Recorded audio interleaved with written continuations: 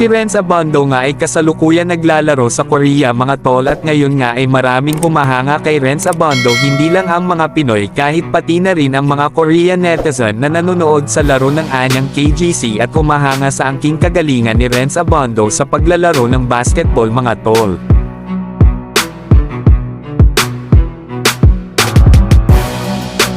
At sino ba naman ang hindi mapapabilib kay Renz Abondo?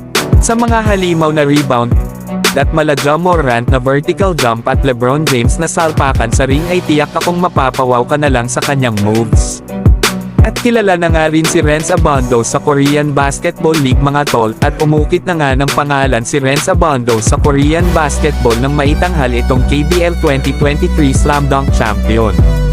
Nang masungkit niya ang perfect score sa slam dunk competition, at hindi nga biro ang kanyang nakalaban doon dahil may ilang mga import din ang sumali.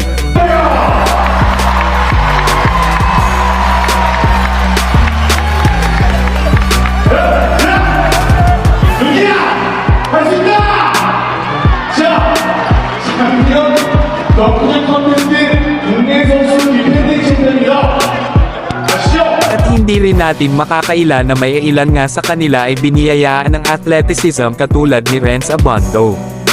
Ngunit namayagpag pa rin ang ating pambato mga tol.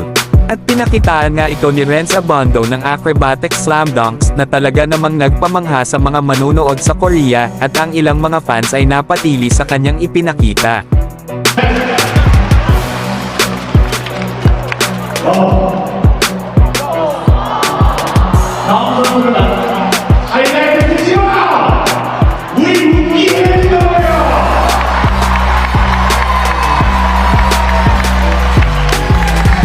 Pati na rin si Kabayan Abarientos ay napatalon sa sobrang pagkamangha sa kapwa niya Pilipino. At kahit na nga marami ng tagahanga si Renz Abondo ay nanatili pa rin itong humble at mapagmahal sa kanyang mga fans. Na pinagbibigyan niya nga ang mga fans na gustong magpa-picture sa kanya at humingi ng mga autographs mga tol.